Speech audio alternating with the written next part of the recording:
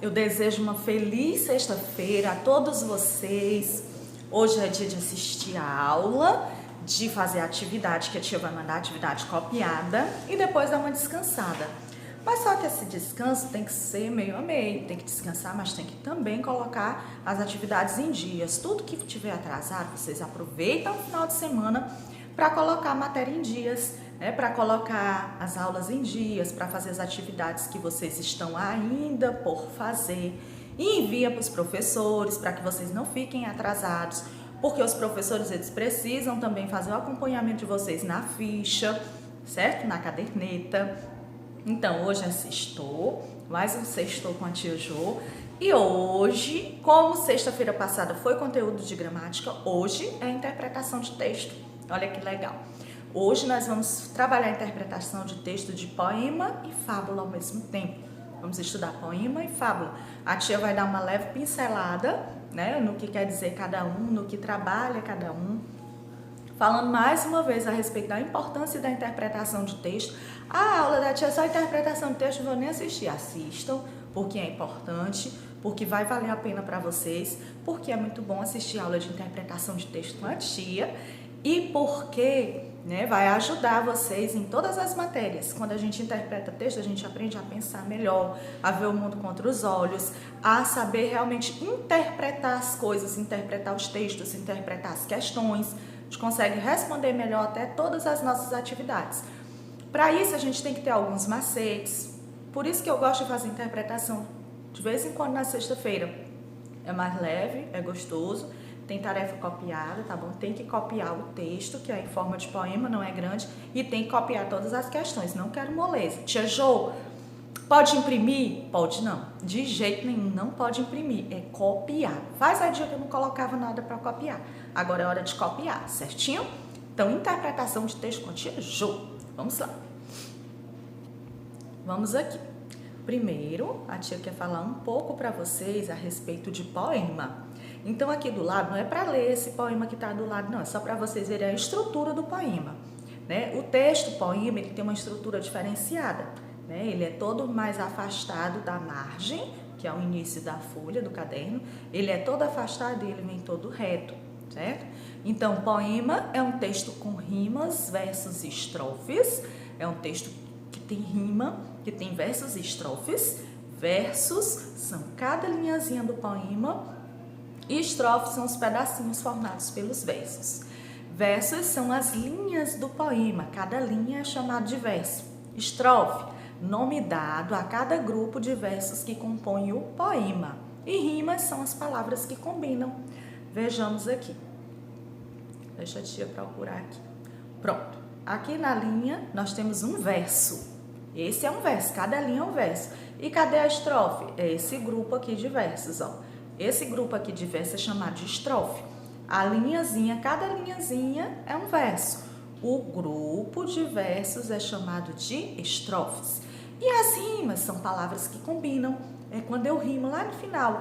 Amar com andar, amor com calor, certo? Essas são as rimas. Então, essas são algumas características do poema. Vejamos. Formas na literatura. Existe na literatura a prosa e o poema. Prosa é aquele texto normal que a gente conta a história. Ele é feito por parágrafos, Ele vai até do início ao final da linha. É organizado em parágrafos com sentido, Vai até o finalzinho da linha do caderno.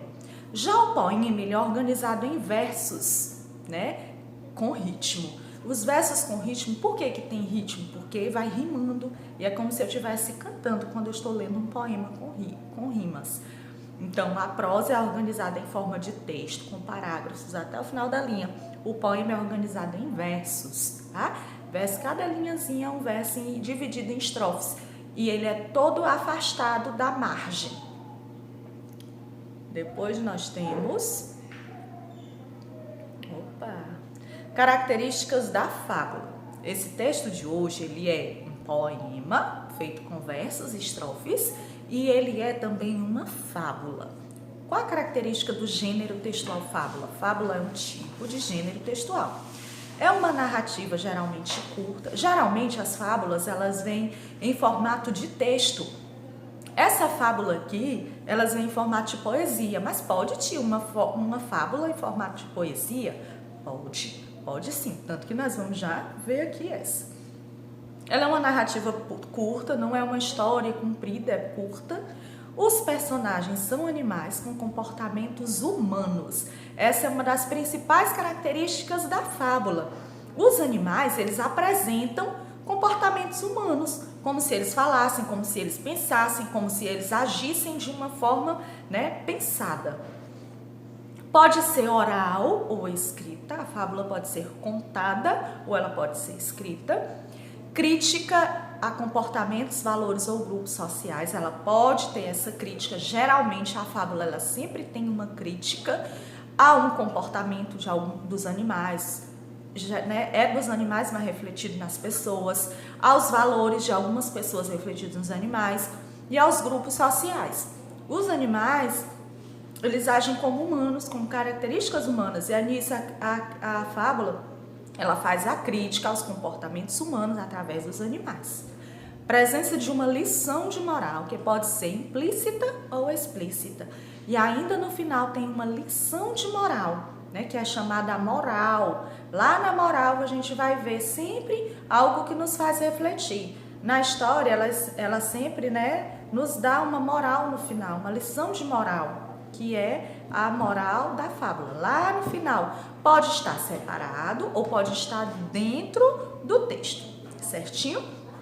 Então vejamos, essas são as características da fábula e as características do poema. Poema é diferente de prosa. Prosa é aquele texto normal que a gente escreve. Poema é aquele todo afastado com rimas, versos e estrofes. O leão e o rato. O nome da nossa fábula é o leão e o rato. Tia, essa fábula aí eu já ouvi demais. Realmente, essa é uma fábula muito conhecida, desde pequenininho que a gente estuda. Acontece que essa fábula ela é feita de diferentes formas, como uma fábula, um pequeno texto, como um texto maior. Aqui nós vamos trabalhar essa fábula em forma de poesia, tá bom? E as questões são diferenciadas. Tia, mas nós já fizemos esse texto e essas questões. Não. Cada vez que a tia dá um texto, por mais que ele seja o mesmo assunto, o mesmo título, ele tem algumas mudanças. Porque eu posso dar o mesmo texto para uma turma de 4º ano e o mesmo texto lá para o 7º ano. Eu vou cobrar de um jeito para o 4º ano e vou cobrar de outro para o 7º. Por quê? Porque eu sei que a turma do 7º ano já está mais avançada, já estudaram mais, já estão num ritmo mais acelerado do que o 4º ano. Mas o mesmo texto pode ser utilizado nas duas turmas, só que com nuances, com visões diferenciadas. Então, no começo tem assim. Ela é toda rimada. O leão e o rato. Vejam só, pelo título já traz uma característica da fábula. Qual a característica da fábula? Ela é estrelada, Os personagens principais são os animais com características humanas. Tem assim: a gratidão é um valor, cultivá-la todo dia. Somente traz alegria, merece todo louvor.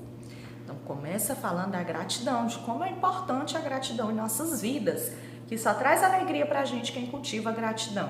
Cultivem, viu, alunos, a gratidão. Importante. Sejam gratos pelas pessoas, sejam gratos pelas coisas boas que acontecem na vida de vocês. Prestemos muita atenção ao que ocorreu um dia entre o rato e o leão. Então vamos prestar atenção, ocorreu alguma coisa entre um rato e um leão. Tá aqui o desenho deles dois se olhando, o leão parece que não está dando muita importância ao rato. A história é a seguinte: era uma vez um ratinho que andava distraído. Mal ele havia saído de um buraco, seu cantinho. Ele tinha saído do buraco no seu cantinho e andava distraído. Deu de cara com um leão, um imenso animal. Logo pensou: estou perdido. Mas o leão foi legal. Quando ele deu de cara com aquele leão, qual era, gente, a primeira atitude do leão, que é considerado o rei das selvas, o animal mais valente, mais forte? Seria devorar o ratinho. E o ratinho ficou desesperado, disse logo: estou perdido. Mas, suspiremos aliviado, parece que o leão foi legal. Continuando. Livrou-o e sem perigo, o ratinho com alegria prometeu: conte comigo se precisar algum dia. Então o leão, ele não devorou o ratinho. O medo do ratinho foi tão grande que lá combinaram. O leão não devorou o ratinho não, conversaram, se deram bem e o ratinho prometeu o quê? Conte comigo se precisar algum dia. O leão foi bom com o ratinho e o ratinho disse o quê? Que ele podia contar com ele em qualquer situação do dia a dia.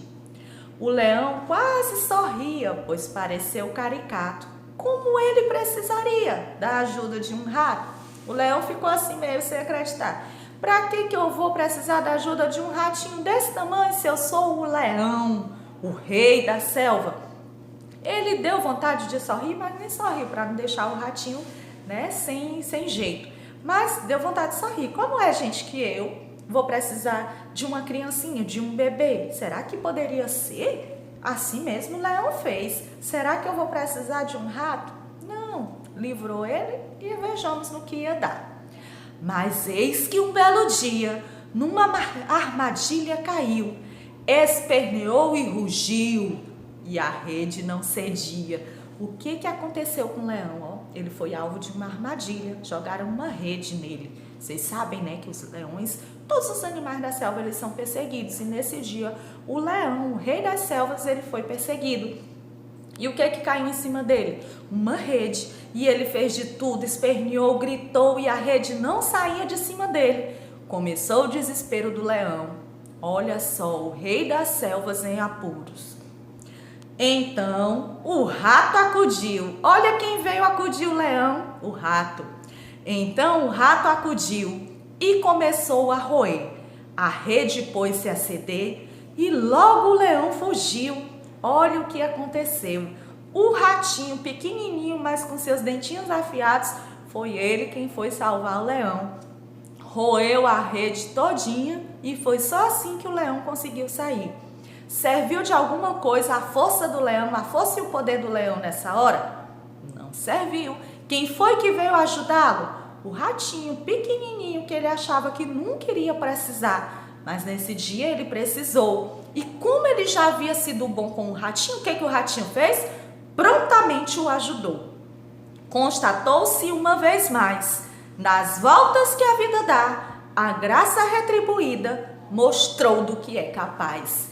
O mundo dá voltas. A gente gosta de ouvir isso nas vozes dos mais antigos, né? E é uma verdade. Nas voltas que o mundo dá, a graça retribuída mostrou do que é capaz. Como o leão havia ajudado o ratinho, o que o ratinho fez?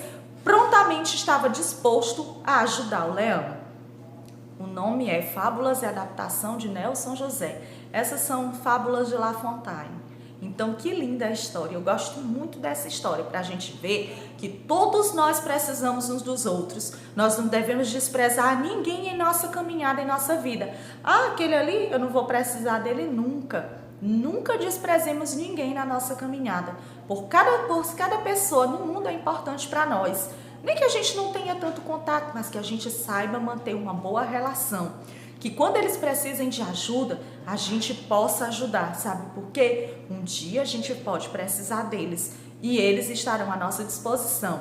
Ajude até mesmo sem esperar nada em troca, né? Quem faz o bem, recebe o bem. Assim como esse leão fez o bem para um ratinho que para ele era insignificante, depois, nas voltas que o mundo dá, ele recebeu, né? Recebeu o carinho do rato. A primeira questão diz o seguinte, vocês vão copiar tanto o poema quanto as questões. Bora lá, força! A fábula é um gênero textual geralmente curto, pequeno, que apresenta animais como personagens e às vezes também objetos animados. Objetos animados quer dizer que eles falam, que eles pensam como gente, lá no texto.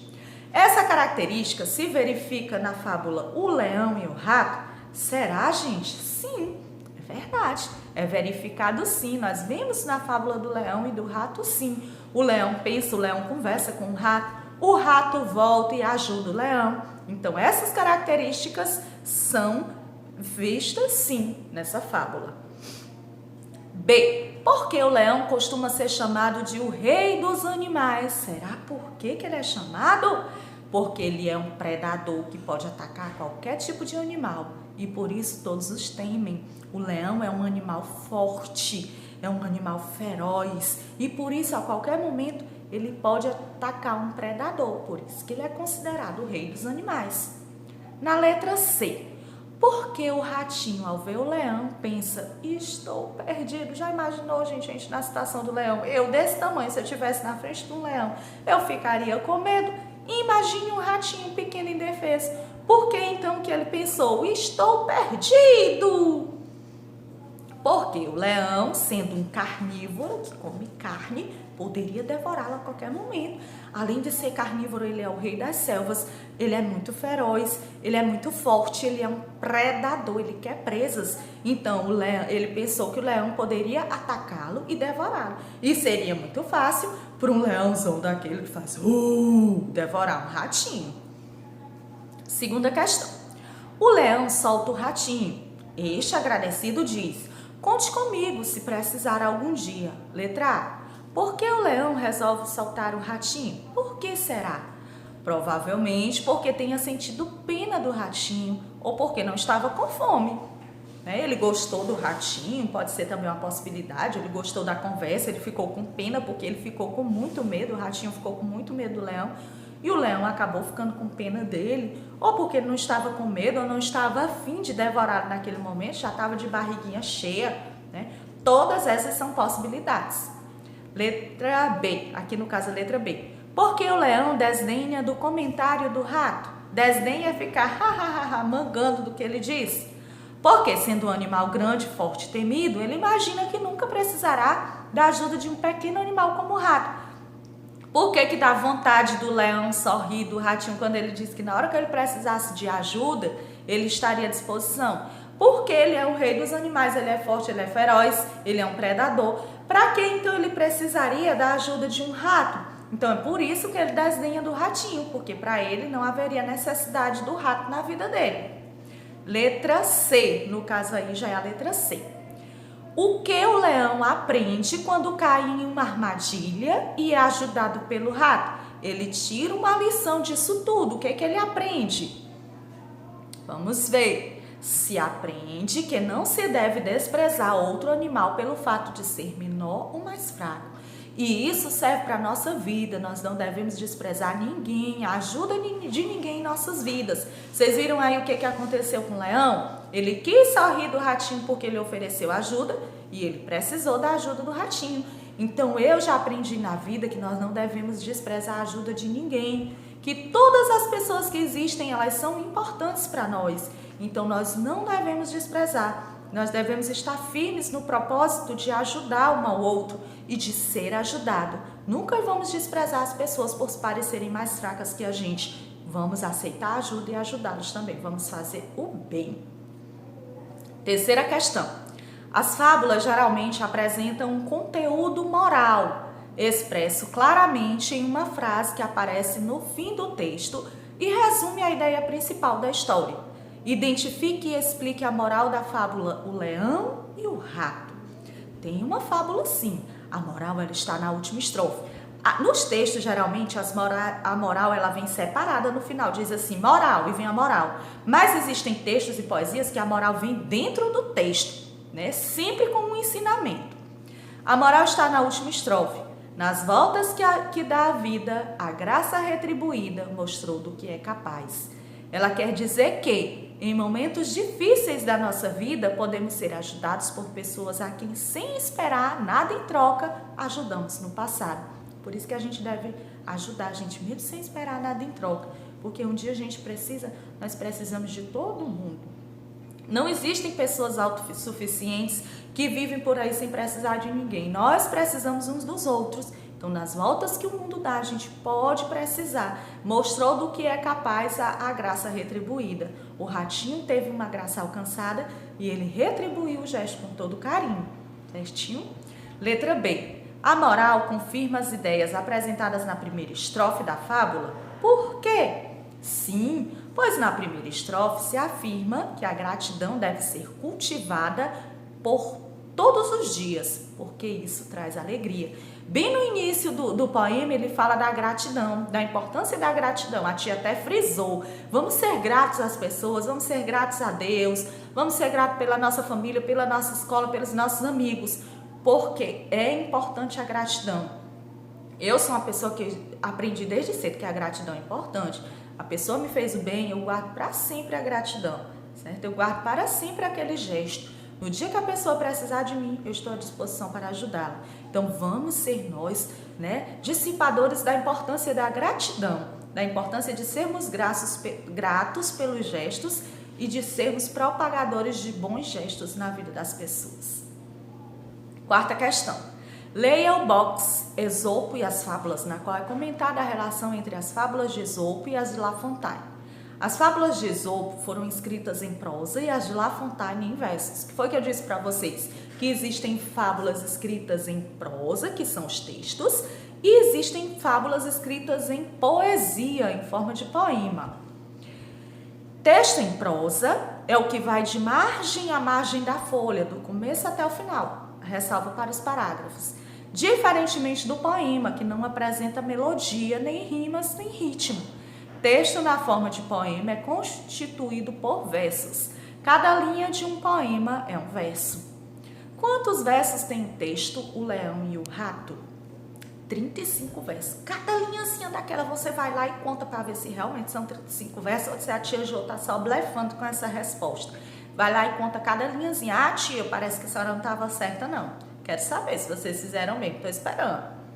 Letra B. Considerando que um grupo de versos se chama estrofe, quantas estrofes tem a fábula O Leão e o Rato? 9 estrofes. Também quero que vocês contem para saber se é verdade. Não sei se está certo. Quantos versos tem cada estrofe? Cada grupo, cada estrofezinha tem versos.